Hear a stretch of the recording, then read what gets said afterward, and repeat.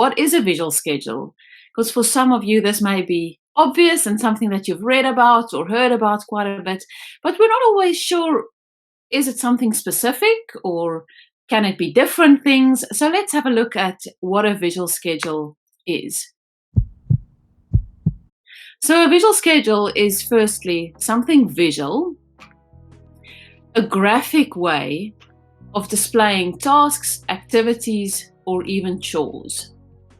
It's a way of visually representing things to be done, to be completed, or to be worked through.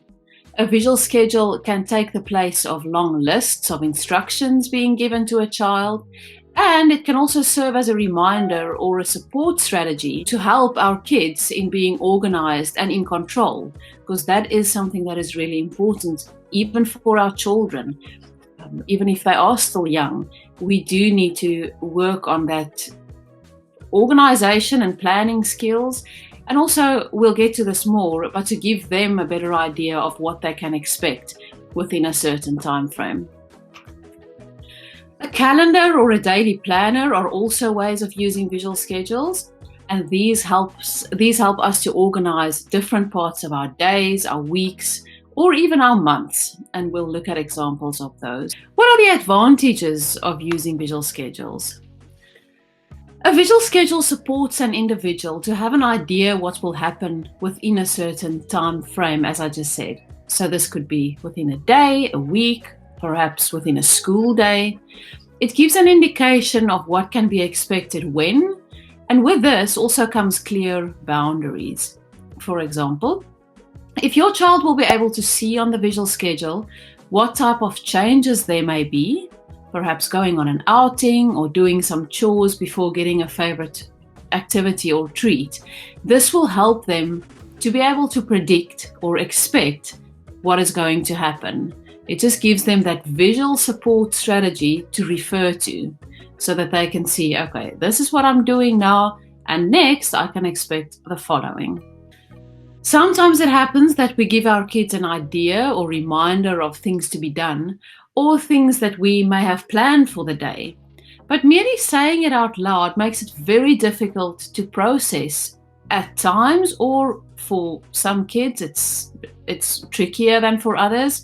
It can also be something that when your child is a little bit overwhelmed or tired, it's harder to deal with lists of instructions or things that are being said. If you've got the visual support strategy to refer to, it gives them that concrete thing to look at as a reminder, to show them and to let them know, remind them of what they are busy with and what is coming next. Some children do struggle with dual processing, which means that it can be tricky to look at someone or something and to listen at the same time. If you have a visual schedule to show and refer to, this helps our kids and us to keep track of the sequence of events and also the expectations involved in that. It supports individuals in planning or organizing their day. So when you start out with a visual schedule, you will possibly do most of the planning and setting up of the schedule to show your child how this works. Now, what I'm referring to here is when you start using visual schedules. So the first time you're implementing this, it may be necessary for you to demonstrate to your child how this is going to work. But as soon as your child starts showing an understanding or even an awareness of this visual schedule and referring to it, you can encourage, and you should encourage them to be part of the planning as well. Let them pick some activities to add to the schedule perhaps, or you can even let them choose the order in which activities will be done. So that is a way of giving your child some control over the planning too. You may have, and we'll look at examples as I said, but you may have little pictures of, let's say, brushing teeth, getting dressed, and putting pajamas back in his wardrobe in the beginning of the day. So those things, it doesn't really matter in which order you do those three things. So that's just an example, but you could, in that case, let your child pick, okay, I'm going to brush my teeth first, then I'm going to get dressed and put my pajamas back in my cupboard. Another advantage of using visual schedules, it provides a receptive way of communicating. So with a visual schedule there to refer to, it provides a way of communicating through pictures or words or both in a receptive way. It gives your child options of things to choose, things to do, and things to suggest, because now your child has the opportunity to look at the different options available, whether it be in pictures or words, and to add that to the visual schedule. That's also a way of letting you know, oh, okay, my child wants to jump on the trampoline within the next, the time that you're doing the visual schedule for. So that gives you a way, and your child a way of communicating in a receptive way as well. It reduces anxiety for many children. Visual schedules can help to reduce anxiety in our kids that often comes with not knowing what to expect. With a visual schedule in place, your child will learn to read the schedule in order to find out what they can expect to do during a day or part thereof. So with many of our children, and this is something I see in my own children as well, when they don't know what to expect or they don't know what's going to be happening, perhaps after school that day or whatever the case may be, it could increase their anxiety. They're not sure what to expect, they don't have boundaries, they don't have structure, so that unsettles some of our children. And having this visual schedule in place, it helps to reduce anxiety by giving them some structure, giving them some predictability, and of course, giving them some control over that too. Then it increases understanding of expectations, and it supports verbal instructions too. We have already touched on that. And it increases flexibility. Now, this may seem contradictory, seeing that a visual schedule is usually there to provide structure. However, if you have the visual schedule to refer to, and you're going to start out by showing your child how the schedule works and how they can read it so that they understand how to use a visual schedule, then you can also start to bring in some flexibility within the schedule. You can do that by including surprise activities. It should be something that your child enjoys or something that they like. But you can even, when your child is comfortable using the schedule, you can even start to bring in on the schedule, have a little card of surprise or treat or something like that. But then put that on the schedule so that your child knows, okay, I'm going to be doing this and this and this, and then there's a surprise as the next activity. So it prepares them. They can expect something, they're not sure what, but they also know that something that they don't know what it is coming up. Even though the activity will be a surprise, and make sure it's a positive surprise, of course, but even though that would be a surprise, they still know it's coming, so they can prepare themselves with bringing in those subtle surprises, and especially the positive experience to do with that. You are also working on increasing your child's flexibility. Eventually, we would be able to, and we would work towards your child being okay or comfortable with some changes to the schedule. And that is of course, when we've got flexibility in mind, we're working towards those things, but it needs to be gradual. So in the beginning, you're going to start out with your structured visual schedule, show your child what can be expected, and then later you can start to bring in these positive surprise cards to start working on increasing flexibility. And then it helps with transitioning, which may be quite an obvious one. So this it really does speak for itself. If your child knows what to expect, it will be much easier to transition to the expected activity. If it's something they are not too fond of, let's say brushing teeth, for example, they will also be able to see on the schedule that there are other fun activities to follow soon. It could happen, we see it in many of our children, before they start using visual schedules, and perhaps just when we start out with a family and they haven't started to implement visual schedules yet. When our kids don't know what to expect and they are expected to do an activity like, let's say, brushing teeth, which could be something that they don't enjoy at all. If they're expected to do that activity, they don't know what's coming next, they don't know how long this is going to last.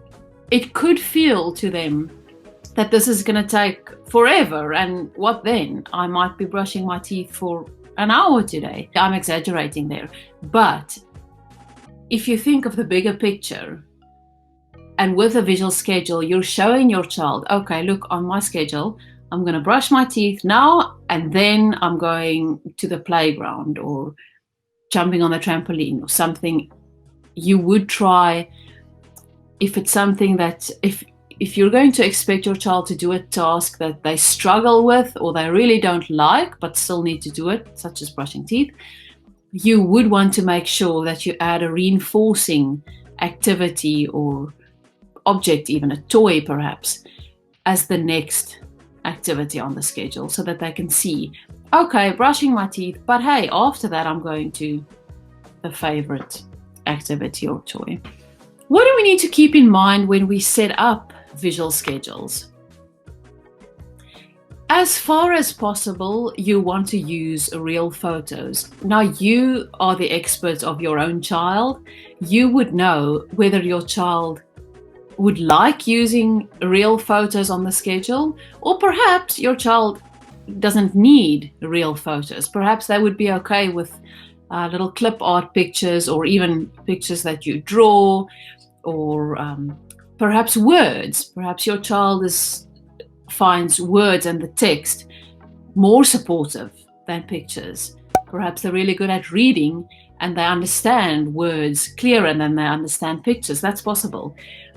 So when you set up a visual schedule, we always suggest, and especially when you're just starting out with visual schedules, and especially as well when your child is still young and you might not be sure what they prefer, then we do suggest using real photos. So for example, if your child likes jumping on the trampoline, and that is something that you're going to add on the schedule, you're going to take a photo of your trampoline, or even your child jumping on the trampoline.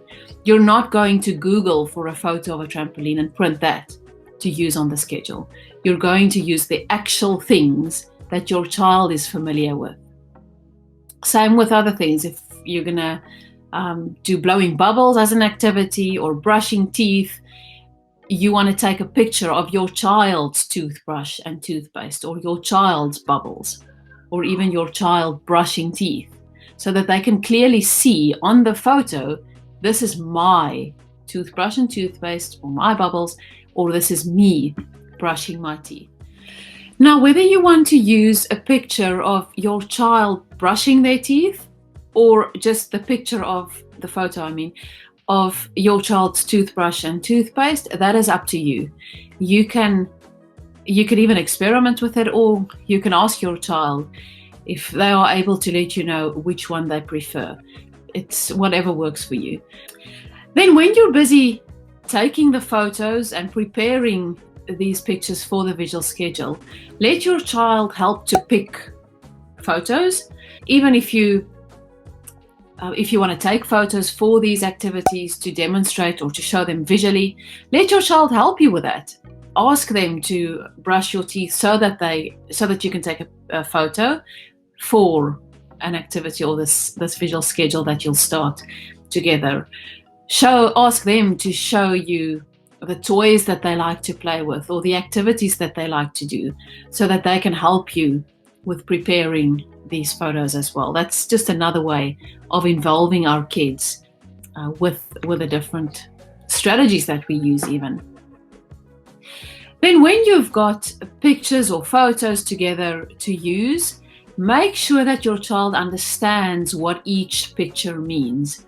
So for you, perhaps a picture or a photo may be obvious what you're referring to, but make sure that you and your child are on the same page with the pictures. But it has happened before with me that I have something specific in mind with a picture and my child thinks of that picture as something else.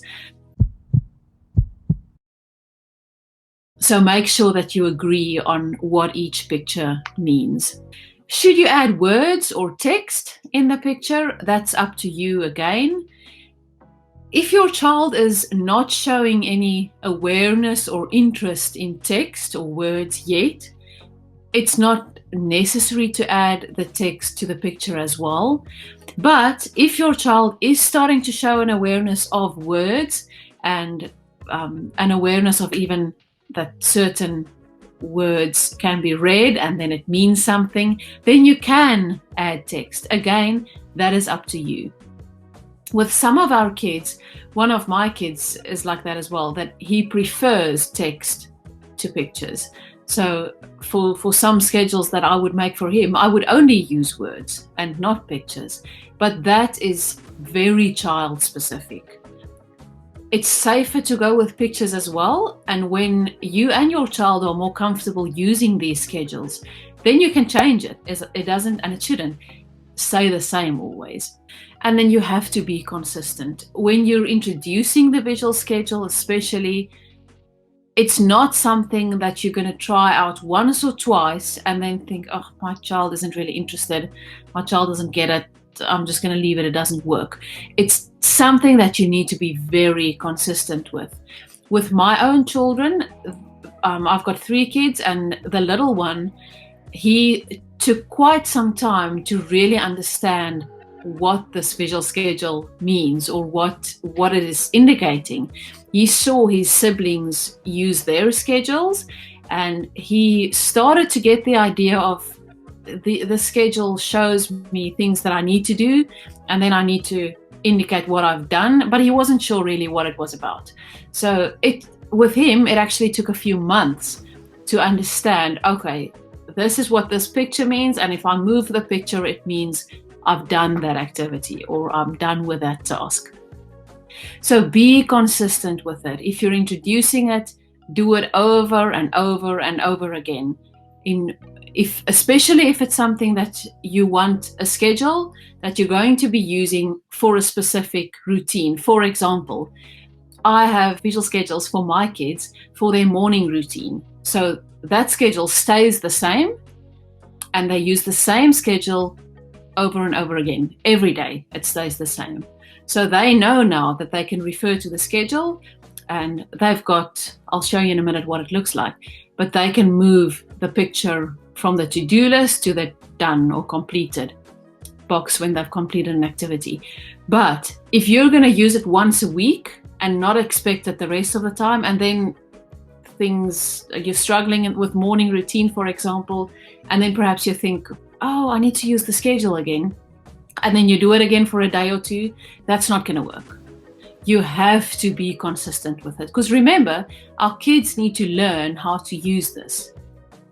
And the only way that they're going to feel it really helps them is if you are consistent, so that they feel the difference that it makes. And then this is something really important, not only with visual schedules, but for this training module, specifically with regards to visual schedules.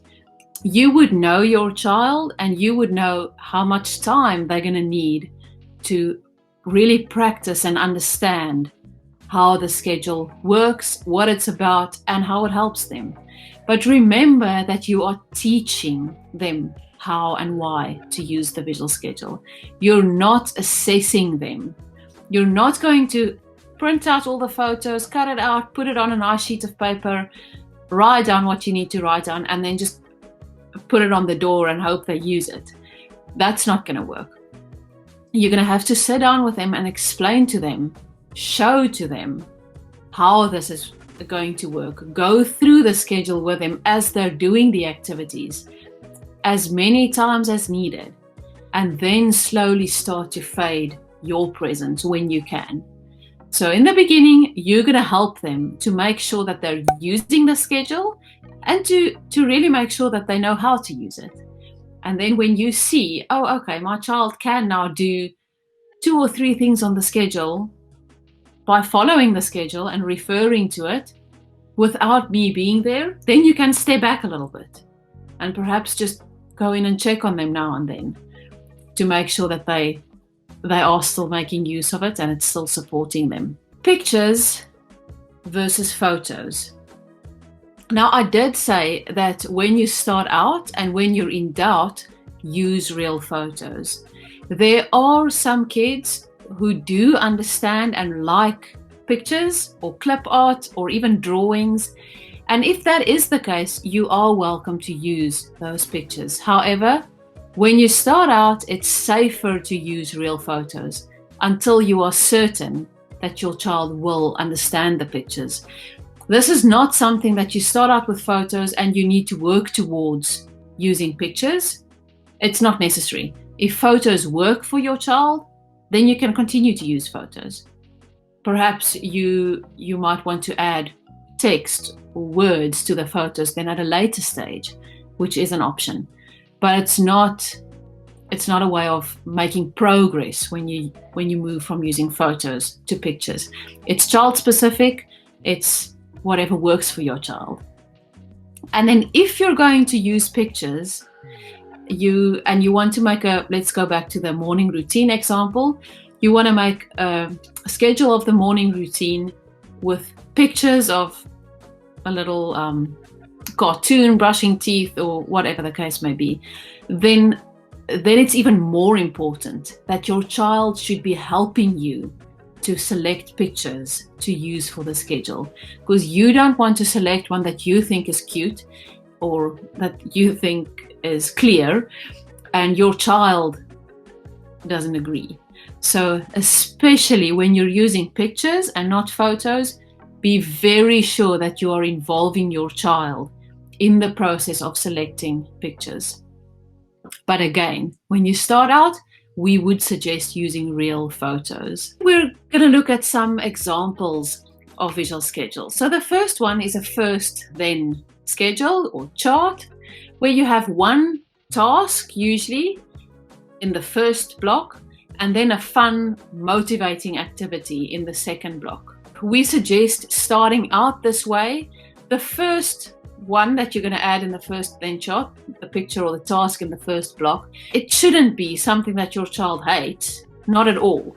Remember, we're starting to teach them the use of visual schedules and how it works. But it could be something that needs to be done, like brushing teeth again. So you could have first a picture of your child brushing teeth and then a picture of your child blowing bubbles, if that's something they really love doing.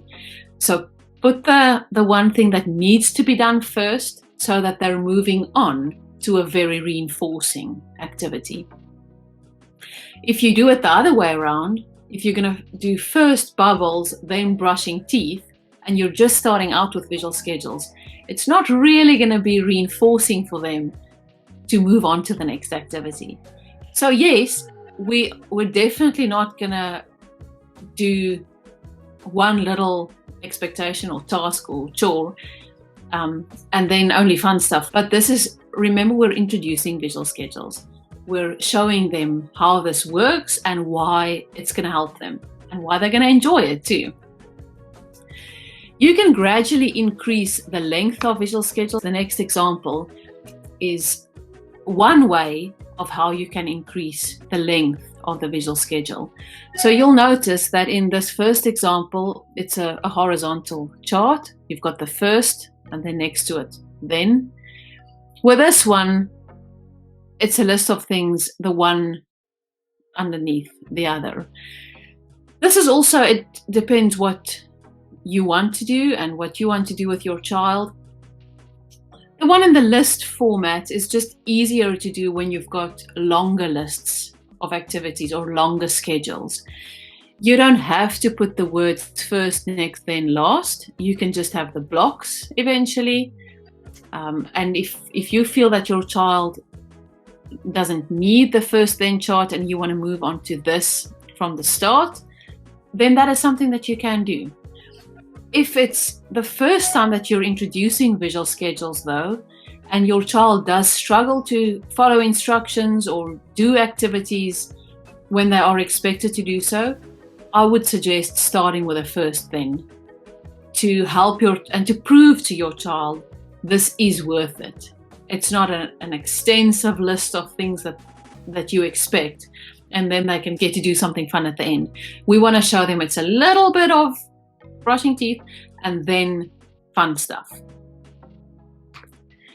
Okay, there's another example to look at. The morning schedule is in here, an afternoon schedule and an evening schedule. And then this is one that in a classroom environment, so where the teacher has these schedules. So they would show the kids in the class, we're going to do spelling, then reading, then computer, and then it's recess time. On Tuesday, when the kids come in, they'll be able to look at the board and see, we're going to do spelling, then reading, then writing, and then recess. On Wednesday, physical education, spelling, reading, recess. So that they've got something to refer to and to help them know what to expect and when to expect that. With a classroom environment, it may be a little bit trickier to use real photos. If you can use real photos, we do encourage you to still do that. And then, especially in a classroom setting, if you've got kids of school age or where they're starting to read, we would suggest adding the words or the text to those schedules. And then one thing to be aware of as well, a child doesn't only need to have one type of visual schedule.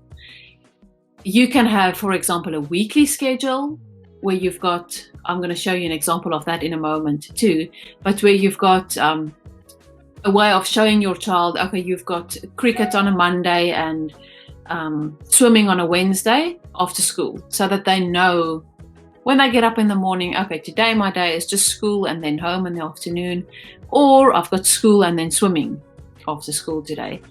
So a broader expectation or way of knowing what's going to happen in that example. You can have a daily schedule where you've got the general things that can be expected during the day.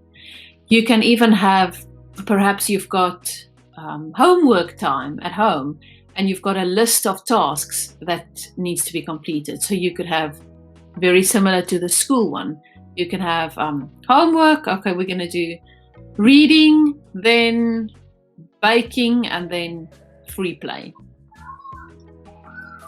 It could also be that there may be some scenarios or some activities even that your child really struggles with, or that they find overwhelming quite easily. And for those times, we would suggest using a first then chart. So we're going back to a short version, perhaps a more basic one in that scenario, where you can show your child, okay, I know you don't like brushing teeth. Unfortunately, it's not optional. We have to do it. So first, brushing teeth, and then iPad. Showing them, proving to them, this is what's going to happen, and then it's worth it. You get the following. And then where can we use visual schedules? So these examples that we're going to look at, it's where you can use visual schedules, some examples, but also creative ways of how you can use or how you can set up visual schedules. So this one is quite cute.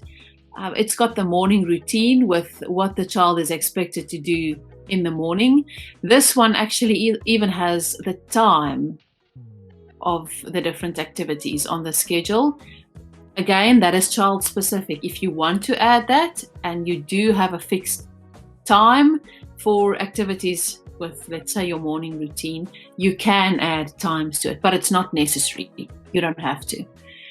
So wake up, all the little blocks are red with a Velcro on the block. And then as soon as the activity is done, the child closes that block, and then it's a green box with a tick on it to show that it's done, it's completed.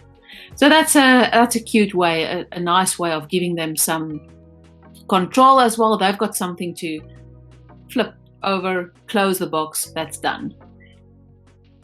It is perhaps, if you want to use this, you're going to have to make sure, of course, depending on your child, but you need to make sure that these boxes that you're going to flip over every day, that it will last.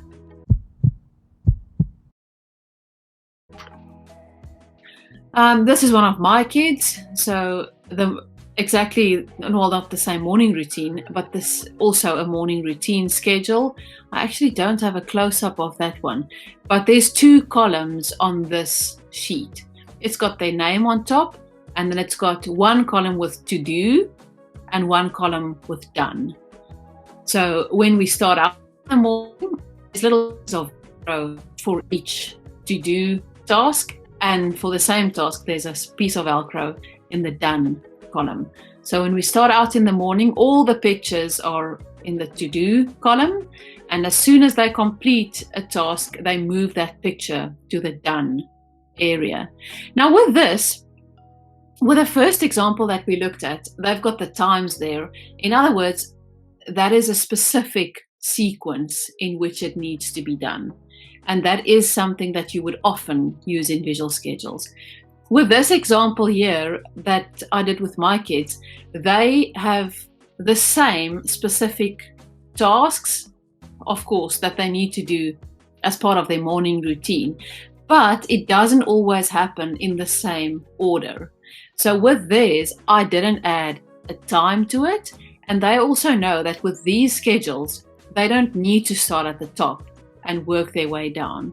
With these ones, they can go and check, oh, I still need to do this and this and this, and then as soon as they've done it, they move it to the done column. When you introduce visual schedules, just make very sure I wouldn't suggest introducing a type of visual schedule where you don't work from the top to the bottom when you start out.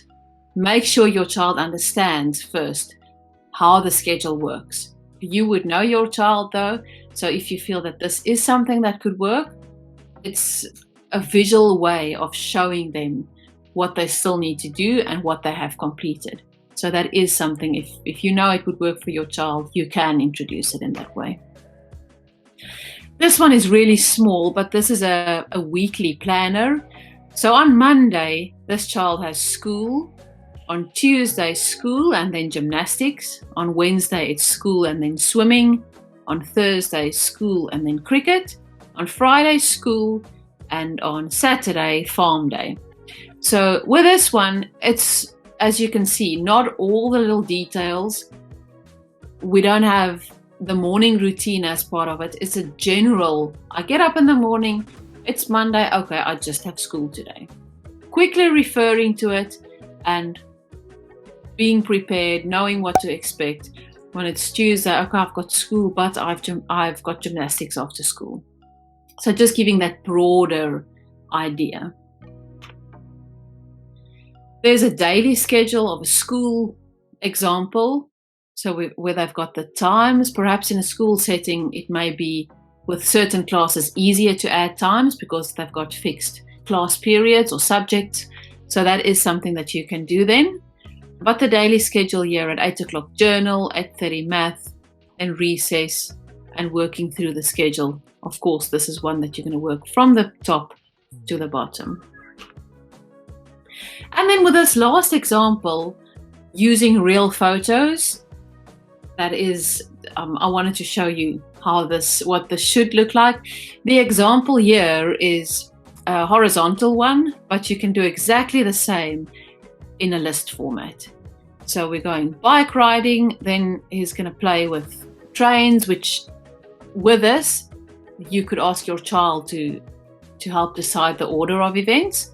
But bike riding, then playing with trains, then we're going to have some screen time activity, then we're going to the park, and then we're going to do reading with a sibling. But the main thing I wanted you to see there is the use of the real photos and how that would work. You could, again, as I've mentioned before, you could add the words underneath those photos too. That brings us to the end of today's training on visual schedules. I hope when we've been going through these different examples and things that we've been speaking about, perhaps you've already thought of ideas of where and how you can implement this in your own home and with your own kids. So if you think about what we have been speaking of today and you haven't thought of ideas yet, go and sit down a moment and consider where you or your kids, perhaps the family unit, is struggling. Sometimes it is at certain parts of the day. For example, the morning routine, getting ready for school, getting the kids to school on time. So go and think of those scenarios. Where are your kids struggling, and how can you use a visual support strategy, a visual schedule, to help them be more organized and in control during those times? Visual schedules, these support strategies, it's really easy to implement. And I really hope that going through the things that we've been through today, I hope that you feel you're capable of doing that. We want it to be easy. We want it to work. There are 3 C's that we live by at Ames Global, though. You need to make sure that it's child-specific and interest-based. Child-specific, you're going to use your child's photos of the different activities or toys or things that they have and use. Clear and concise instructions. When you're going through the schedule, try and use clear language. Don't add too many other details. Remember, the visual schedule is trying to make it clear and short and to the point. Don't try and add too many extra language details there if it's not necessary. And then, as I've said already, consistency is really key. Show your child how to use it. Do it over and over again. With a morning routine, for example, do it with your child every single morning so that they get into the habit of how this works and how it helps. And please go and implement visual schedules and these visual support strategies. And we would love if you can let us know what a difference it is making in your life and with your children especially.